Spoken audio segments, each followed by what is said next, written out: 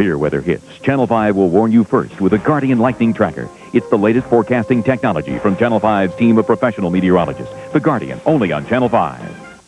Channel 5's Dennis Doda, keeping you in touch.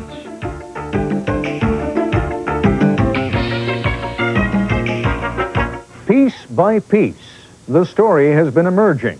A puzzling story of how the U.S. supported and helped to arm Iraq before going to war with Saddam. We've been reporting on it for more than a year. The White House may not always have known what was going on, but frequently it did. 6 days before the invasion of Kuwait, the Bush administration continued to oppose any sanctions against Iraq. It wasn't just a tilt toward Iraq, it was an opening of the floodgates. At best, not a pretty picture, but at its worst, a policy that Democrats in Congress believe may have been criminal.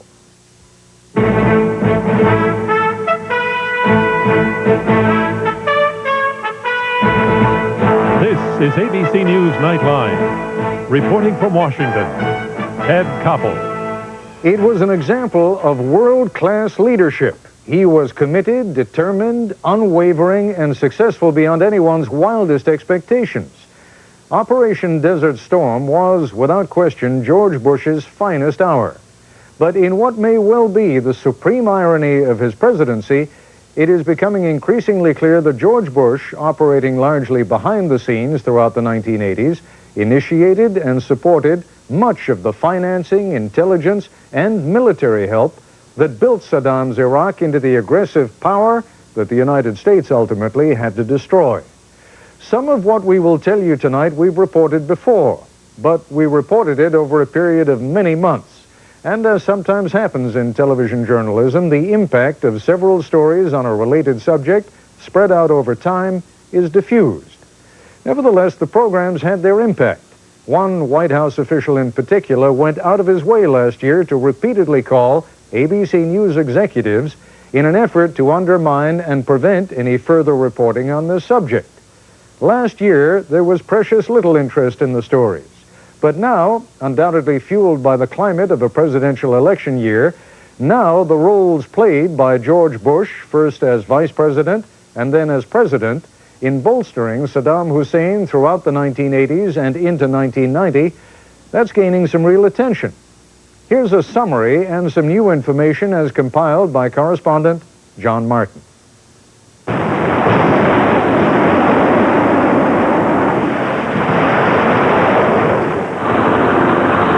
When the United States and its Arab allies drove Iraqi troops out of Kuwait less than 18 months ago, it ended a bizarre turnaround in American foreign policy.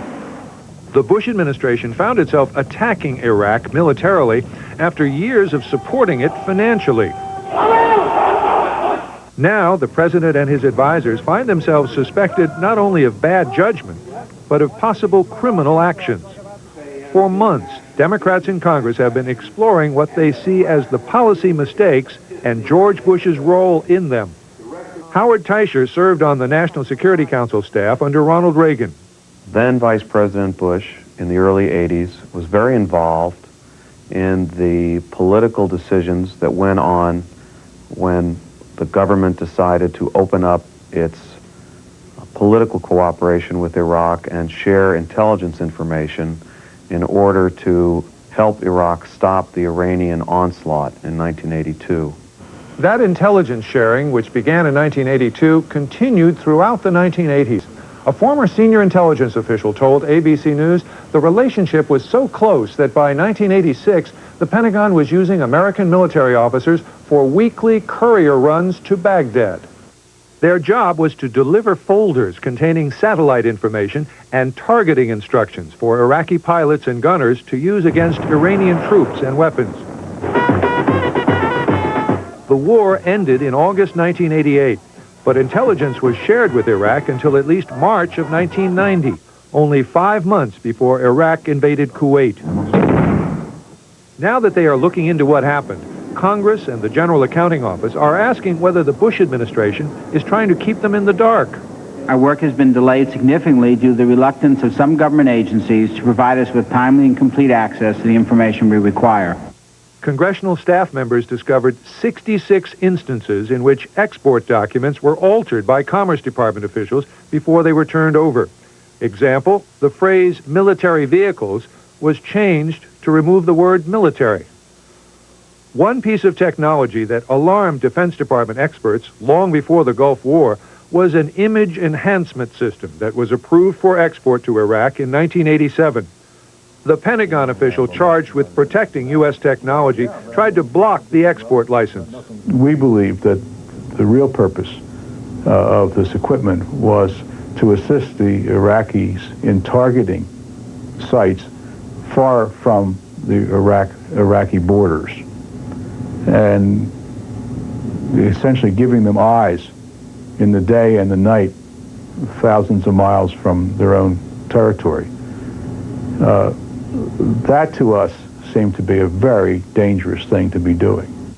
But this memo for Vice President Bush prepared him to break the deadlock. It suggested he tell Iraqi Ambassador Nizar Hamdoun that the delays were capricious and that the Vice President could convey the good news that the technology would be sold to Iraq anyway. I, George Herbert Walker Bush, do solemnly swear. After he became president, Mr. Bush continued the Iraqi aid, even when some agencies of his government were warning against it. In 1989, Mr. Bush signed this National Security Directive, number 26, censored by the White House. It says the U.S. should, quote, propose economic and political incentives for Iraq to moderate its behavior and to increase U.S. influence with Iraq. Signing the directive, says a former National Security Council staff member, quelled opposition by government agencies. They cited time and time again, I think, in documents the potential for acute embarrassment or worse, even scandal. So I think that as that resistance to the flow of money and technology to Saddam grew, the need for presidential intervention commensurately grew. Douglas France was one of two Los Angeles Times reporters who broke the story of National Security Directive 26. I think NSD 26 became the broom that swept away all obstacles. It set the tone for the remaining debate. It didn't necessarily stifle opposition, but it rendered opposition neutral. In the reappraisal going on now, Mr. Bush's advisors have been forced to admit that what emerged from the debate they controlled was a failed policy. It is easy to defend a policy that works. It's not so easy when a policy didn't work. But the fact of the matter is, because we tried to work with Iraq and with Saddam Hussein does not mean we created a Frankenstein's monster. He was there. He was his own monster. We tried to contain him. We did not succeed. But the question arises, did the Bush administration do more than simply misjudge Saddam Hussein? The unproven charge, hotly disputed by Republicans, was that Washington ignored or covered up widespread evidence of Iraqi financial misconduct that was aimed at building its military strength. The misconduct involved billions of dollars in commodity credits and unreported loans. In one program, the U.S. Agriculture Department guaranteed $5 billion in farm exports. Some shipments were allegedly diverted to finance the purchase of arms and technology. ABC News has been told by a former senior military official that American intelligence was aware of the illegal diversions. In a second arrangement, involving the Atlanta branch of an Italian bank called BNL, Iraq got billions of dollars in illegal loans. On the day after the Gulf War ended, the Justice Department announced indictments of 3 bank officers and 4 Iraqi government officials. This was 19 months after the first public disclosure of BNL's questionable activities. This 1990 Federal Reserve Board report cites difficulties in prosecution. These difficulties, it says, have been compounded by what is perceived as interference from the Justice Department in Washington. The federal prosecutor in Atlanta said there was no interference. These allegations are not true and are without basis. Just last week, the Atlanta manager of the Italian bank pleaded guilty and agreed to cooperate with Justice Department officials studying the case. This ended the possibility of a public trial. Members of the House Judiciary Committee sparred over the way the case has been handled. We're talking about the illegal use of federal money. And we think that that clearly was what was going on, and the Justice Department's not looking at it, Mr. James. Chairman Rose, I've heard not one fact all morning that would suggest that occurred. Only your naked suspicion. I've heard about the altered documents, but not one single fact other than those that have already been prosecuted. One former government policy advisor questions the allegations. Peter Rodman served Richard Nixon, Ronald Reagan, and George Bush. You can argue quite easily that a lot of the things that were done shouldn't have been done. The policy of permitting economic relations with Iraq is a policy that made sense until Iraqi policy shifted. Now, if he was cheating on this and diverting it, that's not excusable. And that is something, we had no interest in permitting. But some Democrats say the Bush administration ignored reports of illegal transactions. The administration was so obsessive about dealing with Iraq in the post-Iraq Iran war period that they clearly overlooked criminality. Illegal activities may have been supported or condoned by high-level officials of the Reagan and Bush administrations at the time, only to be followed in recent days by efforts to thwart or mislead congressional investigators. The president says he has no objection to the appointment of an independent counsel to investigate his actions. Let him look at it. It's no problem to me. But I think at some point, somebody ought to say, where is all this money going that goes to pay for these special prosecutors rummaging through files and proving nothing? Nobody is certain what an investigation would turn up. Was this all just a matter of diplomatic inertia? Or was it a deliberate effort to help a foreign power long after it was time to change a foreign policy? And even if it was deliberate, was it criminal? This is John Martin for Nightline in Washington. When we return, we'll be joined by the congressman who has been at the forefront in pressing for the investigation of the failed Iraq policy. This is ABC News Nightline, brought to you by Allstate. A car is a car. It won't make you handsome or prettier or younger, and if it improves your standing with the neighbors, then you live among snobs. A car is steel, electronics, rubber, plastic, and glass. A machine. And in the end, may the best machine win. Subaru, what to drive.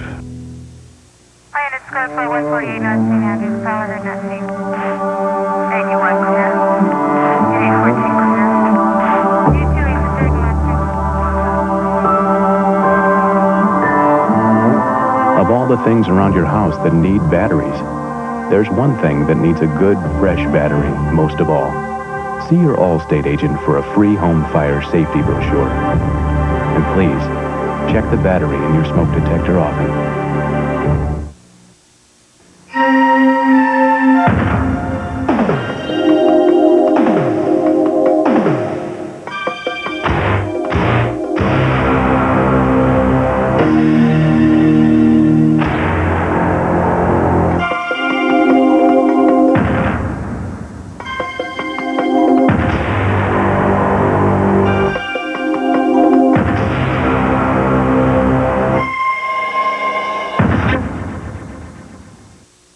If there was a drug that could save your life or ease your pain, you'd want it.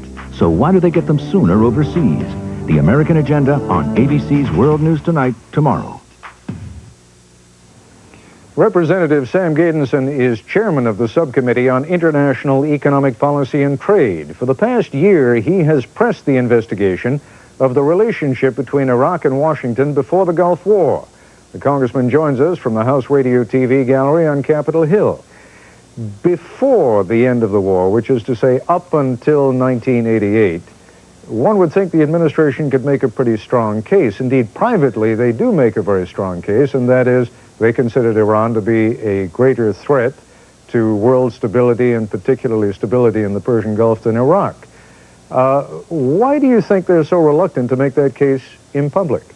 Well, I think it's a difficult argument even before the war is over. But certainly once the war between Iraq and Iran is over, there is no excuse for continuing to arm Saddam Hussein. Here he is now the most powerful Arab leader in the Middle East, the most capable military might, and as it turns out, some of these very weapons that we let him get with a wink and a nod, he ends up using against Americans in the Gulf War.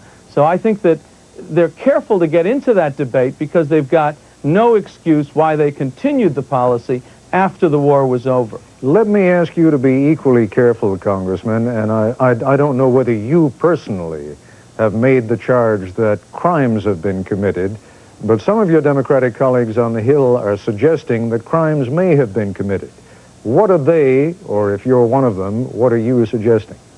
Well, I've primarily focused on the role of the Export Administration Act and the administration's role in letting Saddam Hussein have dangerous technologies at a time when it was clear he was a menace to the world. Even after he killed the Kurds, even after the end of the war, the administration continued using virtually every vehicle of government to aid and abet a man that later George Bush called the likeness of Adolf Hitler. What some of my colleagues who have different jurisdictions have come upon is, one, the possible misuse of the Commodity Credit Corporation's food assistance program, basically, giving almost $5 billion of loan guarantees to Saddam Hussein, and other committees that have reviewed the actions of the Justice Department, feeling that there wasn't a serious prosecution or even the look at prosecution of people who violated the laws. They seem to make a very strong case. My case is one on policy, and my concerns are that, frankly, we may be doing the same thing with Syria today that we did with Iraq leading up to the war with Kuwait and then with the United States. If, as seems to be the direction that administration spokespeople and representatives are making is followed, and that is that, in effect, they come out and, let's say, for the sake of argument, that President Bush comes out and says, all right, it was a dumb and misguided policy, but, you know, you don't throw people in jail for being dumb. Then You're what right. would you You say? don't throw people in jail for being dumb, but you certainly wouldn't want to keep them as president of the United States, especially when that policy may have led to a war that might not have happened. I mean, you have to remember that Saddam Hussein never got a signal from the United States that anything he was doing would bring down the wrath of the American government. In '82, the Reagan administration took him off the terrorist list while he harbored terrorists. When he attacked the American ship Stark, Cap Weinberger had us blow up the Iranian oil wells. After the war was over, NSD-26 continues the American government assisting him with weapons technology, and certainly not discouraging our friends from selling him weapons. When he moves all his troops to the border of Kuwait, Margaret Tutwiler says we have no defense policy with Kuwait, we don't get involved in Arab land disputes. Earlier, when he kills 5,000 Kurdish men, women, and children, there's not a peep out of the administration. What they do is send the Secretary of State to Capitol Hill to prevent a resolution condemning Saddam Hussein. And we're doing the same kinds of things with other tyrannical governments today and after the war. Last September, when my committee wanted to pass legislation that would have cut off trade with terrorist countries like Syria and Iraq, the administration was on Capitol Hill lobbying against it. They've opened up trade with Syria, although I'm not sure you can find major differences between President Assad and Saddam Hussein when it comes to the treatment of innocent civilians. So I think there's more than just coming forward and, gee, apologizing for the mistake. The policy may have led to the war. It certainly put Americans in harm's way of equipment that we allowed to get to Iraq. 300 some Americans died, one of them my constituents. Over 3,000 Americans were injured, and 500,000 American men and women who were serving this country were sent there, and maybe it could have been a war that was avoided. Congressman Gejdenson, just in case people don't think that we invited you on here to have a free ride all by yourself, the invitation was issued to the White House, to the administration, to send someone over. Once again, as they have consistently throughout the past year that we've been covering this story, they declined. We'll continue our conversation in just a moment. Each year, corporate America spends over $10 billion on overnight shipping. Yet according to a report in the Wall Street Journal, $3 billion of that is wasted. If you find that kind of inefficiency alarming, call UPS. We can save you up to 40% on overnight deliveries and help prevent your profits from going up in smoke. UPS. We run the tightest ship in the shipping business. Some small businesses need to be heard around the world. Introducing AT&T Partners in Business International. the calling plan with a choice. Get a discount to most any country if you make just a few short calls and faxes a month. Or take this choice. Pick the one country that's most important to your business and get an extra 10% discount. AT&T partners in business. Choices, because one size does not fit all. Call us. I heard you guys got a great deal on the '93 Ford Escort. Not a deal, a whole new way of buying. 4 Escorts, one price, $10,499. Not so fast. I want power steering, rear defrost, and a good stereo. Still one price. All right, I want air conditioning. And what if I want a hatchback or a sedan? $10,499. Right now, you can get any one of 4 new '93 Escorts, all well-equipped for only $10,499. No gimmicks, no hidden costs. See your Ford dealer today. How about a wagon? $10,499. Just checking. Why are so many babies in one American town dying or being born with birth defects? In search of the invisible killer, a primetime investigation Thursday. Continuing our discussion now with Congressman Sam Gejdenson. We've gained access over the last few days to a cable that you may have seen, Congressman, that went from Undersecretary Larry Eagleburger to the U.S. Embassy in Jakarta for unpassing to the U.S. Embassy in Baghdad. The essence of it was that selling weapons directly to Iraq was a no-no, but there was no particular action to be taken to discourage the Indonesians, for example, from selling weapons to the Iraqis. Is that, in your experience, or was that an isolated example, or was that kind of thing going on in other countries also?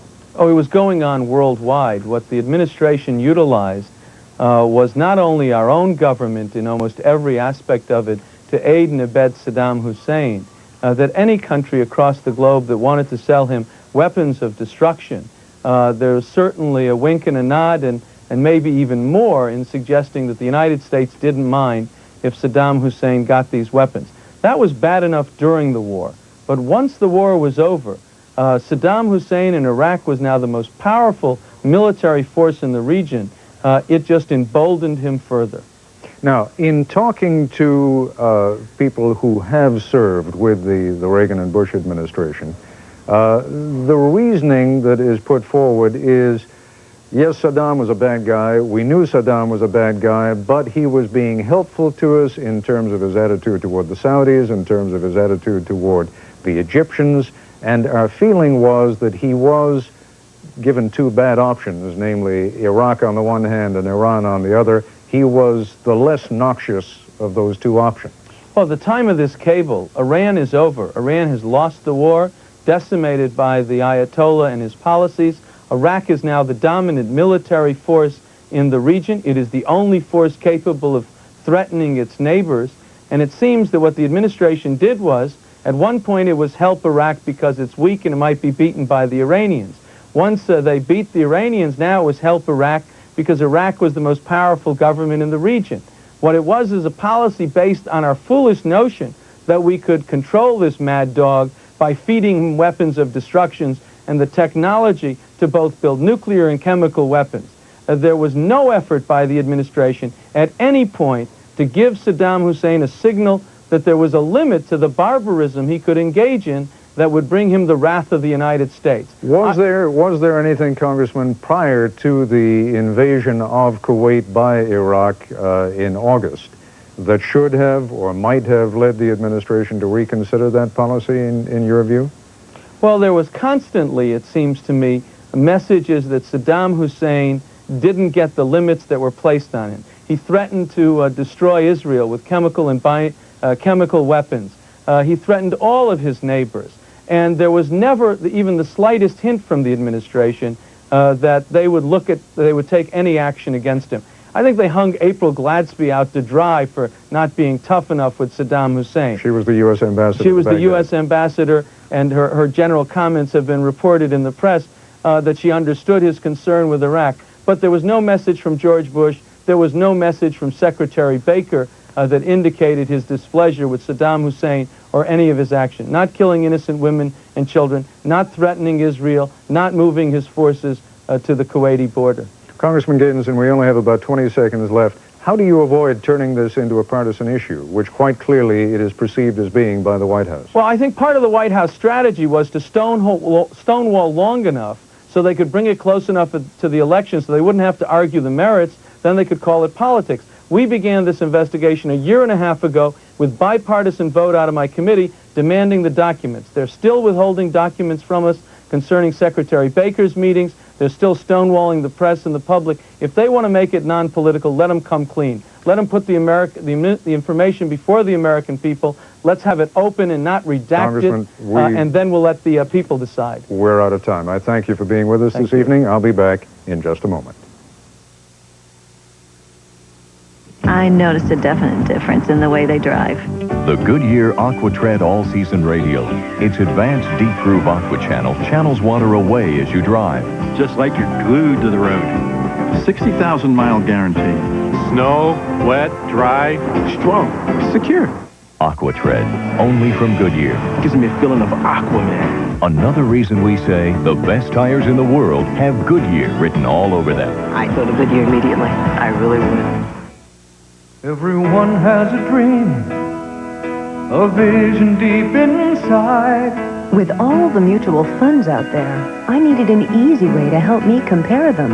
We make it easier to follow your own lead. With Schwab's free mutual funds performance guide, I can compare track records on over 500 funds. Always there to give you just the help you need. Help yourself at Schwab today.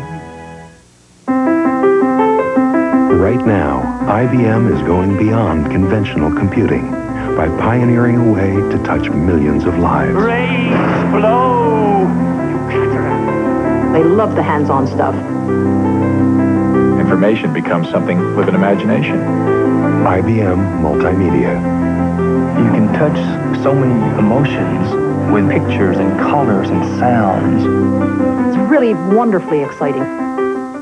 At Ford Motor Company, we don't just build quality cars and trucks. Customer Assistance Center, how may I help you? We build relationships.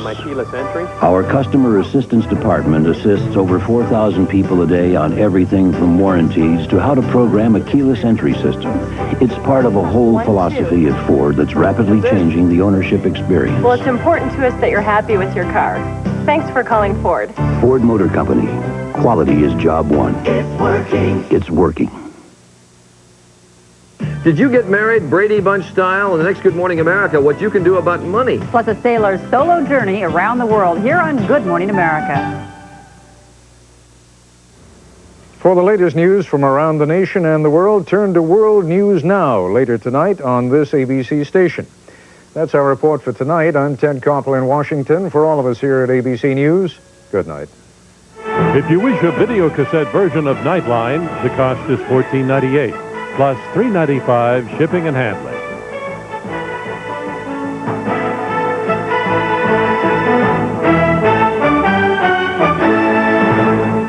Nightline is a presentation of ABC News. More Americans get their news from ABC News than from any other source.